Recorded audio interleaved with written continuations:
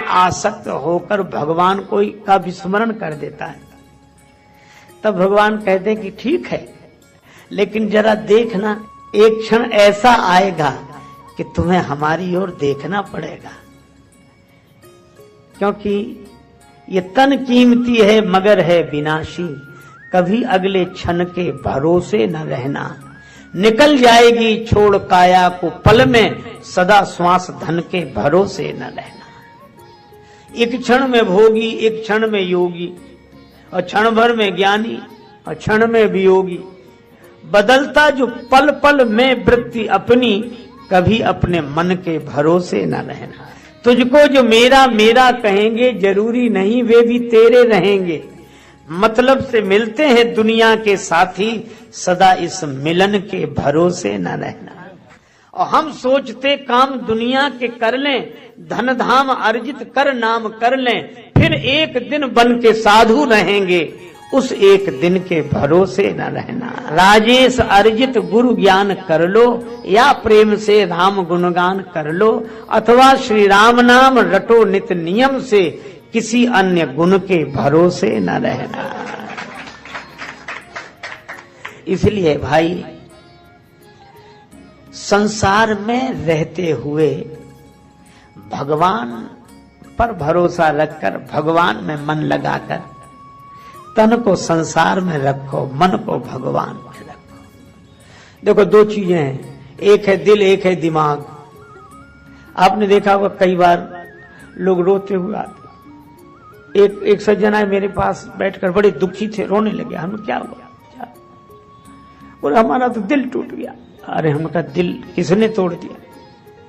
घर वालों ने, इतना भरोसा था, उन्होंने तो हमारा दिल तोड़ दिया। दिल, बात वो सही कह रहे हैं कि घर वालों ने दिल तोड़ दिया या अपनों ने दिल तोड़ दिया। अच्छा, जब दिल तोड़ते तो अपने ही तोड़ते हैं, दूसरों को जरूरत क्या है जो तोड़े? अपने ही तोड़ेंगे। कौन कहता जाने वाले याद फिर आते नहीं? कौन कहता जाने वाले याद फिर आते नहीं? तोड़ के दिल जाते जो, दिल छोड़ के जाते नहीं।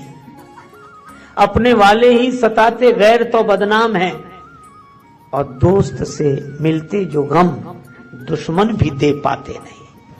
होता ही है। अच्छा एक बात बताओ, राम कथा यही सिखाती है। राम जी की कथा, विभीषण जी भी पिटे और सुग्रीव जी भी पिटे, तो अपनों से ही पिटे। बड़े भाई सुग्रीव के बाली, विभीषण जी के बड़े भाई रावण पिटे। अरे भाई, तो बोले दिल टूट गया, घर वालों ने दिल तोड़ दिया।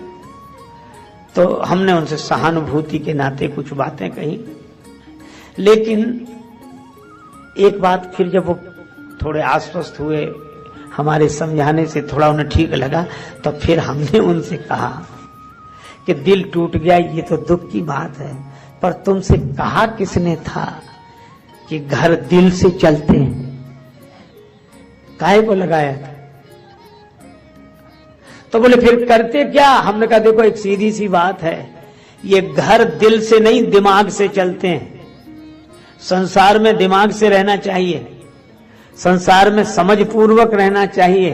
तो फिर क्या करें? हमने कहा दिमाग से संसार में रहो, घर में रहो, परिवार में रहो, और दिल से भगवान में रहो, यही जीवन की है। लेकिन भगवान में हम अकल लगाए, भगवान में तो ऐसी अकल लगाए हैं कि वो हैं भी कि नहीं, आज तक विचार कर रहे हैं। दुनिया पर विश्वास और भगवान पर विचार होना चाहिए कि दुनिया में रहें तो विचार पूर्वक और भगवान में रहें तो विश्वास पूर्वक। देवकी माता ने विश्वास कर लिया कि मेरे भाई जैसा महान कोई नहीं। इतना बड़ा होने के बाद नंगे पांव मेरे रथ का सारथी बन गया। बहन को कितना चाहता है, कितना चाहता है। पर सच्ची बात यह है कि संसार में कोई किसी को नहीं चाहता, सब अपने को चाहते हैं और अपने लिए ही सबको चाहते हैं। यह नियम है। भगवान ने कहा अच्छा, भगवान श्री कृष्ण ने सोचा कि पहले माता का ही भ्रम दूर करूं। जब वह रथ वन में पहुंचा, आकाशवाणी हुई, अरे कंस, जिस बहन को तू इतनी हार्दिकता से रथ में बिठाकर विदा कर रहा है, जिस बहन से तेरा इतना प्रेम है, इसी देवकी का 8वां लाल तुम्हारा काल होगा। इसी देवकी का 8वां बेटा तुम्हें मिटाएगा, तुम मरोगे। बस इतना सुना तो अभी देवकी के हाथ जोड़ रहा था, मुस्कुरा मुस्कुरा कर देख रहा था।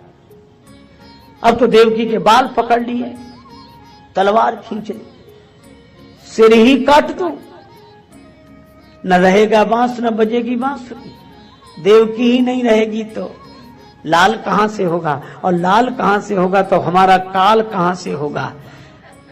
ये मौत को मिटाने चला है, मौत को मिटाने है। अच्छा देखो, इसको ये लगता है कि देवकी का काल मेरी तलवार में है, इसे दूसरों की मौत तो अपने हाथ में दिखाई देती है, लेकिन अभिमानी को कभी अपनी मौत नहीं दिखाई देती कि हमारी मौत किसके हाथ में है, उधर तो ध्यान ही नहीं जाता।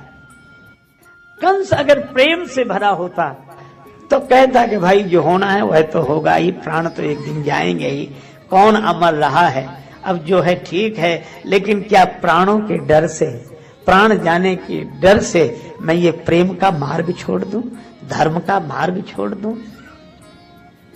एक सज्जन हमें मिले, कहने लगे हम पहले बहुत दान पुण्य करते थे महाराज, बहुत दान पुण्य करते थे, पूजा पाठ करते थे, अब हमने सब बंद कर दिया। हमने कहा क्यों कर दिया? बोले बहुत धोखा हुआ हमें, हम किसी और उद्देश्य से देते हैं, लोग दुरुपयोग करते हैं। तो दूसरे क्या कहेंगे, ठीक किया, आजकल जमाना ही ऐसा, नहीं देना चाहिए, ये बड़े चालाक लोग हैं जो नाटक करते हैं, अरे इनके धंधे हैं। और वो कहते हैं इसीलिए मैंने तो बंद कर दिया। अच्छा, लगता तो है कि बड़ी सही बात कह रहे हैं, पर सही नहीं कह रहे हैं। हमने उनसे धीरे से पूछा, हमने कहा भोजन करने से पेट कितनी बार खराब हुआ? तो बोला कई बार। हमने कहा भोजन बंद कर दिया? बोले भोजन तो बंद नहीं किया, हमने व्यापार में घाटा होता तो क्या व्यापार बंद कर देते हैं? एक दान पुण्य ही मिला था बंद करने के लिए। हाँ, यह है कि भोजन करने में पेट खराब हुआ, जिस चीज से हुआ उसे छोड़ दिया, दूसरी चीज लेने लगे। जहां धोखा हुआ तो वहां ना करे, दूसरी जगह करने लगे। दान पुण्य व्यापार करते हैं। तो जिसके जीवन में दान की महत्ता होगी, सेवा की महत्ता होगी, स्वभाव में होगा। बिच्छू और संत की कथा हम लोग सुनते ही हैं। बिच्छू ने कई बार डंक मारा, पर संत पानी में बहते हुए बिच्छू को हाथ पर रख लेते। किसी ने कहा कि बाबा ये बार बार डंक मारेगा, ये अपना स्वभाव नहीं छोड़ सकता। तो संत ने कहा कि जब बिच्छू अपना स्वभाव नहीं छोड़ सकता तो संत अपना स्वभाव कैसे छोड़ दे? यह है असली प्रेम। ये कंस का प्रेम असली नहीं है, ये प्रेम का धार्मिकता का दिखावा है। मौत की बात किसी ने कह दी, इतने में ही धर्म चला गया, प्रेम चला गया। इसलिए भाई लोग कहते हैं कि प्रेम में हम मर मिटने को तैयार हैं। प्रेम में लोग कहते हैं हम मर मिटने को तैयार हैं। और ये कैसा प्रेमी है कि जिससे प्रेम करता है उसी को मिटाने मारने को तैयार है। इसका अर्थ है यह प्रेम नहीं है। प्रेमी तो कहता है कि हम चाहे ना रहें तुम रहो, और ये कहता है तो तुम आज ही मरो ताकि हम बने रहें। ये प्रेम है, ये धार्मिकता है। वसुदेव जी ने देखा संकट का समय, तो वसुदेव जी ने कंस की प्रशंसा की। ये नीति है। कई बार काम बिगड़ रहा हो तो ऐसे लोगों की तारीफ करना मजबूरी हो जाती है। वो महान है नहीं, लेकिन चलो महान कार्य हो जाए प्रशंसा से, तो प्रशंसा करने में क्या? अरे आप तो पुरुष हैं और आपको यह शोभा नहीं देता, और आपको देवकी से डर नहीं है, देवकी के 8वें लाल से डर है। तो इनकी जैसे जैसे 8वें लाल का जन्म होगा मैं लाकर आपको दे दूंगा, आप उसे मार देना।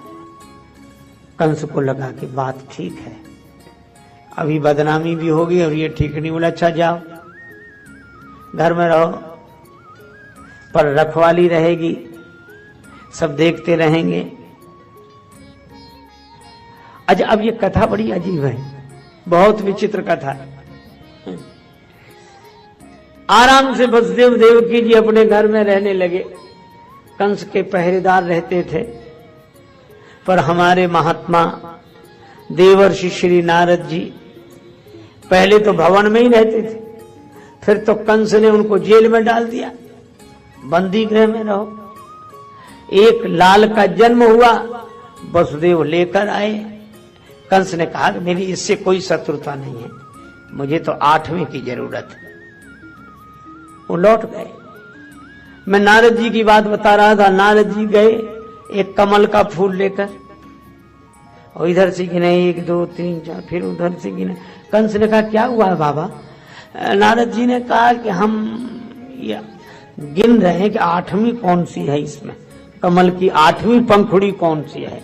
तो अष्टदल कमल था, जिधर से गिनो, एक इधर से करो तो उधर वाला 8, इधर से एक गिनो तो उधर वाला 8, बीच से गिनो तो बीच वाला 8।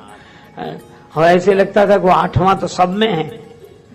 और बात भी सही थी, जो 8वां है, जो भगवान है, वे तो सब में हैं, अपने अपने गिनने की दृष्टि। पर कंस ने दूसरा अर्थ लिया कि इसमें तो पहला भी 8वां हो सकता है और 8वां भी पहला हो सकता है। तो उसने कहा कि अब एक को भी नहीं छोड़ेंगे, मिटाओ, सबको मारो। अच्छा, अब ये बात बड़ी अजीब लगती है कि नारद जी ने और विचित्र काम किया, भी बेचारे बचते भी उनको। और देखो, कभी कभी अटपटे ढंग से काम करने होते हैं। जैसे एक आदमी के हाथ में हुआ फोड़ा, थोड़ा ही उठा था, तो डॉक्टर के पास गया कि डॉक्टर साहब ये फोड़ा देख रहे हैं, अभी थोड़ा उठा। डॉक्टर बोला ये गोली ले, खा लेना, बैठ जाएगा। वो लाया, गोली खाई नहीं उसने, अब फोड़ा हो गया बड़ा। फिर गया कि डॉक्टर साहब, तो हम गोली दी थी, वो बोले वो तो हमने खाई नहीं। बोले अब ये बैठेगा भी नहीं, अब तो इसका ऑपरेशन करना पड़ेगा।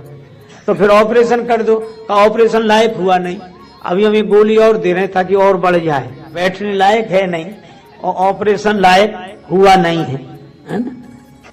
तो अब वो जो डॉक्टर फोड़े को मिटाना चाहता है, वही फोड़े को बढ़ा रहा है, ऑपरेशन लायक बना रहा है।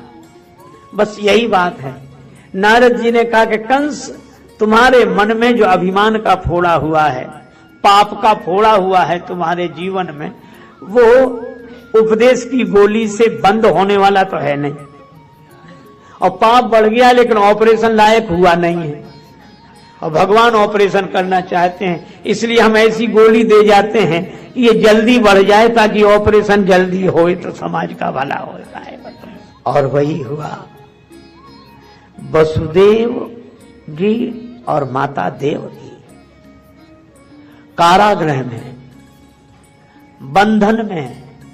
अच्छा, आजकल लोग क्या कहते हैं कि महाराज हम इतने झंझट में हैं, इतने बंधनों में बंधे हैं कि हमें टाइम नहीं मिलता, हम भजन कैसे करें, भगवान का स्मरण कैसे करें। देखो, जिन्हें भजन करना होता है वे कर लेते हैं, और जिन्हें नहीं करना होता है उन्हें कितना ही मौका मिले तो नहीं करते।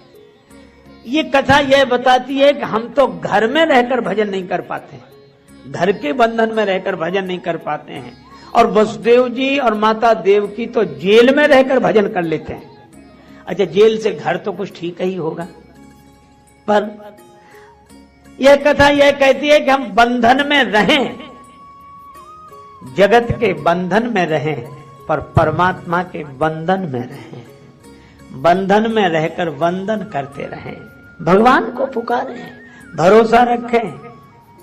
इखलाक में जो दब जाए वो जेर नहीं होता, ताकत पे जो इतराए वो शेर नहीं होता, और दरबारे इलाही से मायूस ना हो ऐ बंदे, देर तो होती है मगर अंधेर नहीं होता। भरोसा, और इसीलिए विश्वास करना बहुत कठिन। श्याम से दिल को लगाना कोई मजाक नहीं, जीते जी जान से जाना कोई मजाक नहीं। कामी क्रोधी लालची इनसे भक्ति न होए, भक्ति करे कोई सूरमा, जाति वर्ण कुल खोए।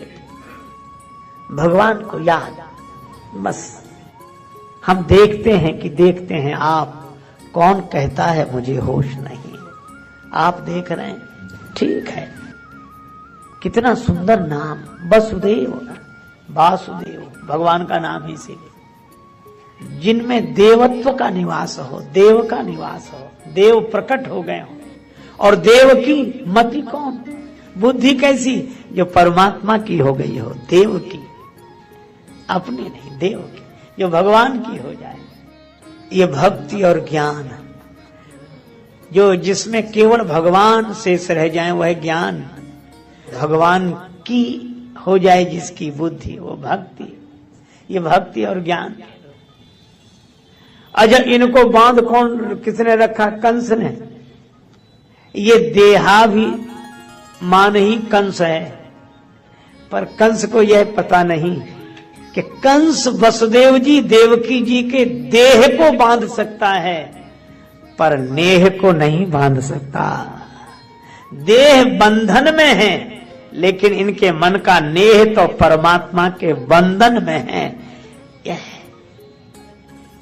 इसीलिए भाई, रन में वन में डगर में कहूं रहे यह देह, तुलसी सीता राम सो लगो चाहिए ने। प्रभु श्री हरि स्वीकार करते हैं सदा, माने पुकार, श्री हरि स्वीकार करते हैं सदा जब दिल से होती है। मगर मुश्किल तो ये है, बात ये मुश्किल से होती है। पुकार प्रभु तक पहुंचे। भगवान के आने के पहले शेष भगवान आए, और उनको भी भगवान की माया ने देवकी जी के गर्भ से माता रोहिणी के गर्भ में स्थापित किया शेष भगवान। अब भगवान की प्रतीक्षा। देखो, शेष भगवान पहले आ गए, भगवान बाद में आए। कभी शेष पहले, विशेष बाद में भगवान। और शेष सैया है भगवान।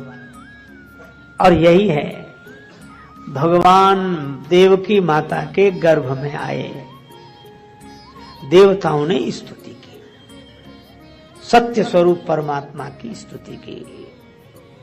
और एक बार किसी संत से किसी ने पूछा कि माता देवकी के गर्भ में भगवान आ गए, तो क्या भगवान भी गर्भ में आते हैं? और यह संस्मरण पूज्यपाद श्री स्वामी अखंडानंद सरस्वती जी महाराज के द्वारा उल्लेखित है। वे ही श्रीमद् भागवत की कथा कर रहे थे, और जब ये हुआ कि देवकी माता के गर्भ में भगवान आए तो देवताओं ने स्तुति की। तो इस प्रसंग की चर्चा पूज्य स्वामी जी महाराज कर रहे थे, तो एक श्रोता खड़े हो गए कि भगवान भी गर्भ में आते हैं, फिर भगवान में साधारण आदमी में क्या अंतर रहा है? भगवान भी गर्भ में आए, भगवान कोई हमारी तुम्हारी तरह है भगवान। तो पूज्य स्वामी जी महाराज बताते थे कि हम कुछ उत्तर देना चाहते थे, कुछ बोलते इसके पहले ही पूज्य श्री उड़िया बाबा जी महाराज विराजमान थे, तो उन्होंने श्रोता को उत्तर देने की जगह उसी से प्रति प्रश्न कर दिया। वह उसने पूछा कि क्या भगवान भी गर्भ में आते हैं, माता के गर्भ में आते हैं भगवान? तो उड़िया बाबा जी ने कहा, क्या भगवान माता के गर्भ में नहीं है? जब तुम कहते हो कि सब जगह हैं, ईशावास्यमिदं सर्वम यत्किंच जगत्याम जगत इदम सर्वम ईश आवास्य, सब जगह परमात्मा है, तो जब सब जगह है तो माता का गर्भ क्या सब जगह से अलग है? कण कण में है, क्षण क्षण में है, भीतर बाहर इधर उधर सब जगह है, बस माता के गर्भ में ही नहीं है। क्या अजीब बात है। सब जगह है, भीतर बाहर कण कण क्षण क्षण में, सब जगह, बस मूर्ति में नहीं है। अरे भाई, भगवान सर्वत्र हैं, सब में हैं, सब जगह हैं। और इसीलिए तो भक्ति स्वतंत्र, भक्ति इसी अर्थ में स्वतंत्र है। देखो, आपको मामा की भक्ति करनी हो तो वहां जाना पड़ेगा जहां मामा है, माँ की भक्ति करनी पड़े तो वहां जाना पड़ेगा जहां माँ है, बाप की भक्ति करनी तो वहां जाना पड़े जहां हैं पिताजी। लेकिन भगवान की भक्ति करनी पड़े तो कहीं नहीं जाना, आप जहां हैं वहीं शुरू करो, क्योंकि वो तो वहीं है सब जगह। इसीलिए भक्ति स्वतंत्र। अच्छा, किसी नाम में पुकारो, सब नाम उनके हैं। किसी रूप में का ध्यान करो, सब रूप उनके हैं। और सब जगह वे हैं, सब नामों में वे हैं, सब रूप में वे हैं। इसीलिए भगवान से कहा हम किस नाम से पुकारें कि आ जाएं। भगवान ने कहा ये तुम्हारे लिए छोड़ दिया, तुम जिस नाम से पुकारो आएंगे हम ही। तुम जिस रूप में देखो आएंगे हम ही। तुम जहां बुलाओ हम वहीं होंगे। यही बात है। तो भगवान माता देवकी के गर्भ में आए, भीतर आए भगवान। और कितनी अद्भुत बात है, भगवान भीतर से ही प्रकट होते हैं, भक्ति के भीतर से प्रकट होते हैं। अच्छा, एक अद्भुत बात, भगवान जब प्रकट हुए, एक अनोखी बात है। और काली अंधेरी रात, चारों तरफ अंधकार, अंधेरा ही अंधेरा, सूझना अपन हाथ पसारा, अपना हाथ भी अपने को न दिखे, ऐसा अंधकार। श्री कृष्ण कम वा दयालु शरणम ब्रजेम, ऐसे दयालु परमात्मा को छोड़कर किसकी शरण में जाया जाए। भगवान अंधेरे में आए, भगवान जेल में आए, भगवान रात में आए। और कितनी अद्भुत बात, क्या ऐसा करुणाधनी और कौन होगा। अगर कोई जेल का बंधन तोड़कर उन तक नहीं पहुंच सकता, कोई बंधन तोड़कर उन तक नहीं पहुंच सकता, तो वे करुणाधनी बंधन स्वीकार करके आ जाते हैं। हम तक नहीं पहुंचते तो हम तुम तक पहुंचेंगे। वही बात है, श्री रामचरितमानस में उल्लेख है, जटायु जी के पंख कट गए, धरती पर पड़े थे, पर आंख बंद किए, राम राम राम। किसी ने जटायु जी से कहा अब तो आपके पंख कट गए, अब भगवान तक कैसे पहुंचेंगे, यह तो दुर्भाग्यपूर्ण रहा। जटायु जी ने कहा यह तो सौभाग्य है। क्यों? पंख होते तो जिम्मेवारी मेरी थी कि उड़कर भगवान के पास जाऊं, और पंख नहीं रहे तो अब जिम्मेवारी भगवान की है कि वे चलकर मेरे पास। भगवान की जिम्मेवारी है, अब मेरी नहीं है। वसुदेव देवकी जी भी यही सोचते हैं कि अगर जेल में न होते तो जिम्मेवारी हमारी थी कि हम भगवान के धाम में चलकर जाएं, भगवान के तीर्थों में चलकर जाएं। लेकिन अगर हम जेल में हैं तो अब भगवान के पास जाने की हमारी जिम्मेवारी नहीं है, अब तो भगवान को हमारे पास आने की जिम्मेवारी है। अब भगवान का दायित्व है कि वो आए। अच्छा, एक बात है, मैं क्या कहूं, मारीच जा रहे थे, हिरण बनकर आए थे, भगवान पीछे चले तो मारीच भागे आगे और देखे पीछे। भगवान ने कहा जब इधर देख रहे तो उधर काहे को भाग रहे, फिर रुक ही जा, और भाग रहे तो इधर काहे को देख रहे, भागना उधर और देखना इधर। ये बात समझ में नहीं आई। तब मारीच ने कहा कि प्रभु दो के बीच में ये जिंदगी फंसी है, ये जीवन क्या। बोले एक और भाग्य है, एक और भाव है, भाग्य उधर ले जा रहा है और भाव इधर देखने के लिए मजबूर कर रहा है। तो भगवान ने कहा कि क्या देख रहे। मारीच ने कहा सन्मुख होय जियो मोहि जबहि, जन्म कोटि अग नासो तबहि। ये सुनकर आया था आपकी शरण में। भगवान बोले शरण में आए थे तो भागे क्यों? बोले दूसरी बात याद आ गई, आप यह भी तो कहते हैं मोहि कपट छल छिद्र न भावा, और मैं हूं कपटी इसलिए भागा। अच्छा, कपट तो आपसे दूर भागता ही है, इसीलिए मैं भाग रहा हूं। भगवान ने कहा अच्छा सो तो ठीक है कि भाग तो रहे हो, लेकिन इधर क्या देख रहे हो? मारीच ने कहा कि ये देख रहे हैं कि मैं तो आपके पास नहीं आ सकता क्योंकि कपटी हूं, लेकिन मैं ये देख रहा हूं क्या आप भी मुझ तक नहीं आ सकते। एक भक्त जानकी माता से प्रार्थना करते हैं, बड़ी भक्ति भरी प्रार्थना, मत राख हम तो तोहरा माया के बस में, पर तू काहे मजबूर मैया। हम तो आपकी माया से विवश हैं। यही हनुमान जी ने कहा, तो माया बस फिरे भुलाना, ताते मैं नहीं प्रभु पहचाना। हम तो आपकी माया के बस में हैं, लेकिन भगवान आप भी हमें भूल गए, आपको कौन सी मजबूरी है। और मारीच ने कहा कि हम पीछे मुड़कर यही देख रहे हैं कि हम तो आप तक नहीं पहुंच सकते, लेकिन क्या आप भी हम तक नहीं पहुंच सकते। यही वसुदेव देवकी जी का भाव कि हम तो मजबूर हैं, हम तो आप तक नहीं पहुंच सकते, लेकिन क्या आप भी हम तक नहीं पहुंच सकते? देखो, जो भगवान तक नहीं पहुंच सकते, उनकी पुकार परमात्मा तक पहुंच जाती है, और वह याद ही दया बनकर उन दया निधि को प्रकट कर देती है जीवन में। ये जबां पर जब कभी घबरा के तेरा नाम आता है, सुना है तेरी रहमत का सहारा काम आता है। नाम कब? रात में। क्यों? देखो, रात में अपने को भी कोई सहारा नहीं दिखाई देता, अपना हाथ भी अपने को नहीं दिखता, और अपनों का भी सहारा नहीं दिखता। सब सो रहे होते हैं, सब सो रहे हैं रात में, अपना हाथ भी अपने साथ नहीं। जब इतनी घोर निराशा हो, उस निराशा के अंधकार में जब कोई सहारा ना हो, तभी सर्वेश्वर भगवान प्रकट होकर कहते हैं कि हम तुम्हारे हैं, चिंता मत करो। चिंता, निराशा की अंधेरी रात में जहां आशा का कोई दिया न जल रहा हो, उस अंधेरी निशा में स्वयं भगवान प्रकट होकर कहते हैं कि मैं हूं तुम्हारे साथ, चिंता मत करो। तुम जेल छोड़कर हम तक नहीं आ सके, तो हम अपना धाम छोड़कर तुम्हारे पास जेल में आ गए। अगर तुम जगत के बंधन से ऊपर नहीं उठ सकते, वंदन कर सकते हो, तो चलो कोई बात नहीं, हम ऊपर से नीचे उतरकर तुम्हारे जगत में आ जाते हैं, तुम्हारे पास आ जाते हैं। ये भगवान की करुणा है, ये अवतार है, ऊपर से नीचे उतर अवतार। इसलिए सीढ़ी को कहते हैं अवतरणी का।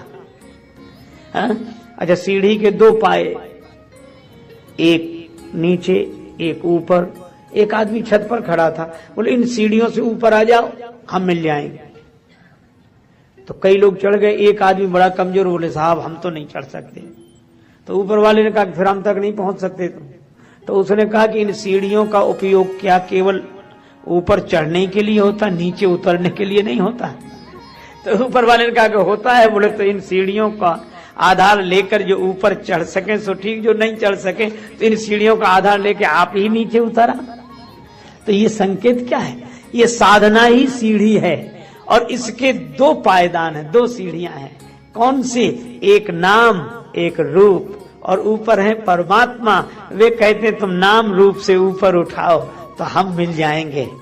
तो जो समर्थ हैं वे नाम रूप से ऊपर उठ गए, परमात्मा तक पहुंच गए। लेकिन भक्तों ने कहा हम निर्बल हैं, हम नाम रूप से ऊपर नहीं उठ सकते, तो तुम ही नाम रूप लेकर नीचे उतर आओ तो बड़ी कृपा होगी। तो जो नाम रूप से ऊपर उठकर परमात्मा तक पहुंच गए वे ज्ञानी जन हैं। पर भक्तों के लिए भगवान अपना कोई नाम और रूप लेकर प्रकट हो जाते हैं, ये अवतार है। और वही हुआ, भगवान प्रकट हुए। एक बार एक सज्जन से चर्चा हो रही थी, तो ऐसी विनोद की बात है, तो उन्होंने हमसे कहा कि आप राम जी के भक्त हैं। हमने कहा हाँ, अगर हैं तो तुम अपनी बात कहो।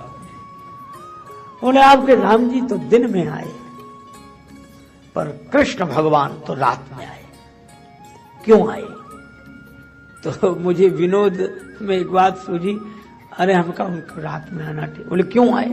अरे हम कहा चोर तो रात में ही आएंगे, दिन में थोड़े ही आते हैं। चोर तो रात को ही आएंगे, दिन में थोड़े ही आएंगे। सो मैंने तो विनोद में कहा था वो ऐसा कैसे कहते हैं, और कृष्णस्तु भगवान स्वयं, और आपको पता उन्हें कोई नहीं पकड़ पाया। हम कहा वो चोर कैसा जिसे कोई पकड़ ले? अरे बोले वो रातों रात चले भी गए। हम कहा चोर सवेरे तक थोड़े ही रहते, रात को ही चले जाते हैं।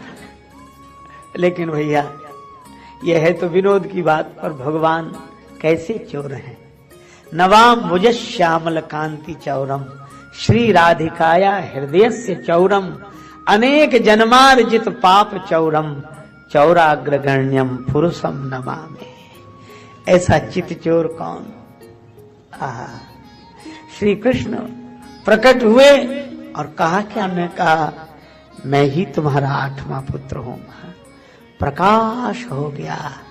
निराशा के अंधकार में नारायण प्रकट हो जाएं तो प्रकाश हो ही जाता है। भगवान का दिव्य दर्शन हुआ माता देवकी जी को, वसुदेव जी को सभी आनंदित हुए। अच्छा, भगवान भी बड़े विलक्षण, कहने लगे गोकुल भेजो। वसुदेव जी ने कहा कि भेजें तो तब जब हम खुद जा सकें। ये देख रहे हो हथकड़ी, पांव में बेड़ी, हम कैसे ले जाएं? हम तो खुद बंधन में।